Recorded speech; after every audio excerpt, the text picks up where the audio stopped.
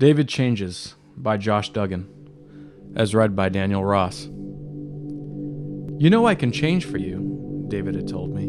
You just say the secret word. What's the word? I asked. It can be whatever you want, he said. I'll just memorize it. When I hear it, it's automatic. It even works if I don't hear it. How cool, I thought. I was boned that he would do this for me. I could tell he was boned as well. Boobala, I said. It sounds like boobs, he laughed. Only if you want them, I said, joining in his laughter. We were doing laundry. David was folding while I watched. He was good at it. He could make something look like it just came from the store. He was taking t-shirts from the pile of fresh laundry, holding them to himself with his chin while using his arms to hold the t-shirt in place. Fold it lengthwise, and then fold the results into a perfectly formed t-shirt, just as if it were out of the box. He was doing just fine, but I found myself boning at the thought of what he would be like doing it shirtless. With 4 of his sleek, slender arms and hands, I couldn't resist saying, Boobala. He blushed and smiled, proud that I wanted him shirtless, and he was shirtless, and immediately forearmed. The forearms skillfully cooperating. I can do it faster, he smiled. His arms pleasantly kissed and slid over each other as the 4 hands gracefully picked up the shirts and worked among themselves.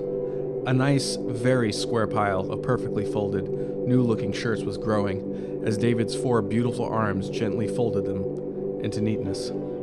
He was doing towels now, his 4 beautiful hands smoothing themselves along the soft contours. I said, absolutely quietly to myself, Boobala.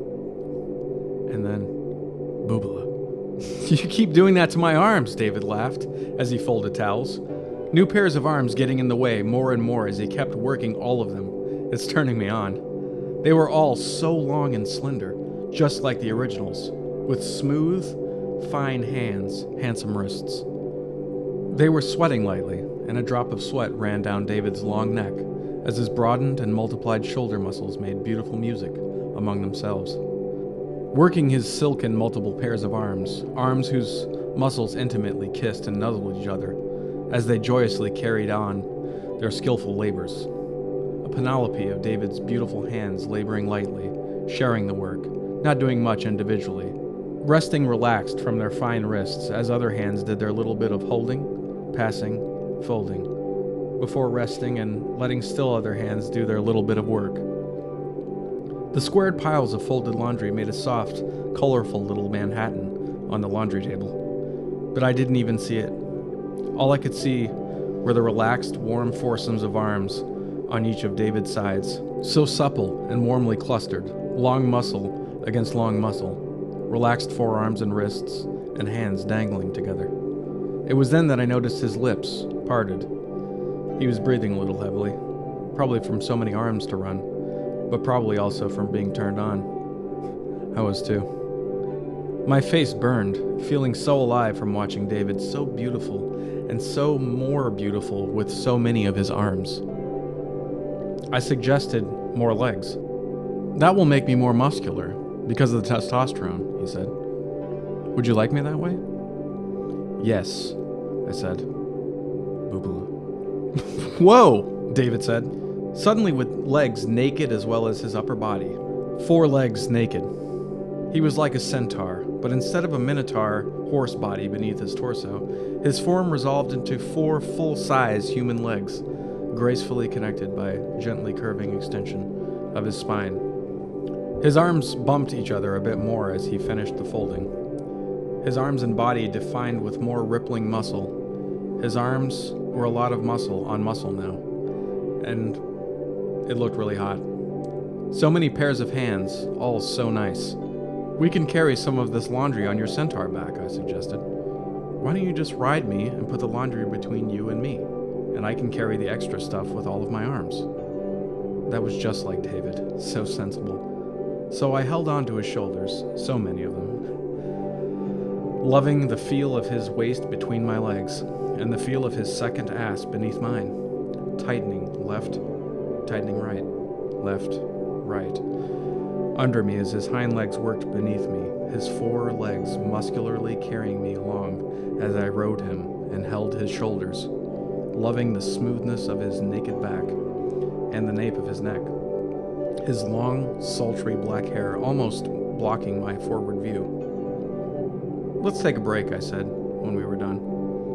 I rode him downstairs again, leaning my chest against his smooth back muscles as we headed down the steep stairs, and I dismounted. He climbed his 4 legs onto one of the stools by the kitchen counter, and I handed one of his hands a beer and took a beer for myself. "It feels funny to sit down," he laughed. "Like I'm sitting on someone else's legs and they're sitting on my legs at the same time." His pairs of hands smoothed themselves along his 4 legs. He looked at his 4 feet, handsome in their 4 flip-flops. "So many feet," he laughed, taking a drink of his beer with the one hand and passing it to the other hands to hold. I put on some country music, enjoying the slight pulsing of his 4 legs as he moved them to the rhythm of the music. A few beers and he was ready to do the Texas 4-step. I told him as much. "You're ready to do the Texas 4-step," I said, admiring his 4 feet as one of the 4 flip-flops started sliding off one of them. "What's that?" he asked, his tongue shiny and slow. "It's the Texas 2-step, but with 4 feet, I explained. "Oh," he smiled. "That's funny." I collected him from the stool as he slid his 4 legs off of it and gave him a moment to figure out how to get the slipped flip-flop back onto one of his hind feet. We didn't do the 4-step, but it was nice holding him as he leaned against me, his front legs against mine, his back legs against his front legs, and his 4 feet beautiful in their 4 flip-flops as they tried to follow him around while we danced together. He brought all his hands up and started putting them all over me. Beautiful David hands all over me. "I have too many hands," he laughed, his beautiful pairs of hands dangling helplessly or resting on me as he giggled as we danced slowly, holding each other. "No, you don't," I said, meaning it, taking them and kissing as many of them as I could. The song ended, but David didn't seem to notice right away. When he did, he stopped dancing, but still held me with all of his arms. One of his right hands found mine and held onto it while he removed his other arms from around me. "See, you can shake hands with me several times and never shake the same hand twice," he smiled, his breath sweet as he offered me another of his right hands. I let go of the first one. The new hand felt equally sweet in mine, and I shook it. He had another right hand ready, and I shook it. It felt cool and fresh, and quickly warmed in mine, but he had one more right hand there. So I let go of the hand and shook the last one, just as fresh and cool as the first one. He giggled softly, bringing all his hands gently around both of mine. "I want to make love to you this way," he said softly, holding my hands in all of his, stepping closer to me on his 4 legs. I kissed a few of his hands, and I kissed his lips. They were so warm and sweet. "That would be nice," I smiled. "Are you safe to take the stairs again?" "Maybe with another pair of legs," he smiled.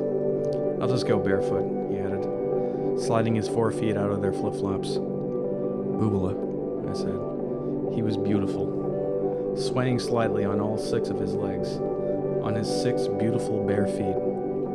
"I don't think I can carry you right now, even with 6 legs," he smiled. "But you can lead me by the hands." So I did, loving the sight of his 6 beautiful feet as they found their way up the stairs, and soon the weight, sleekness, and warmth of his 6 beautiful legs as they gently wrapped themselves around me. And then my 6-legged David held me in those beautiful pairs of arms and legs, and smiling sweetly, looking me in the eye, said, "Boobala."